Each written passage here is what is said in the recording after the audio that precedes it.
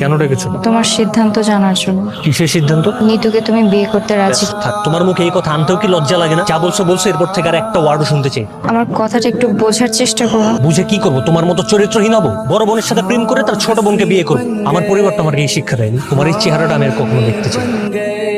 তুই ইচ্ছে করেই ওর বিয়েটা ভেঙে দিচ্ছিস। তুই আসলে চাসই না যে নিতুর একটা ভালো ঘরে বিয়ে।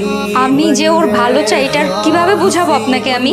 আর কত ত্যাগ স্বীকার করা লাগবে বলেন? শেষ পর্যন্ত নিজের গায়ে কলঙ্ক নিয়েছি, তারপরও আপনার মন ভরেনি। তো লাভ কি? সে বিয়ে ক্যান্সেল করেছে, এখানে আমার কি দোষ? আর কি করব আপনার জন্য? জীবন দিয়ে দিব।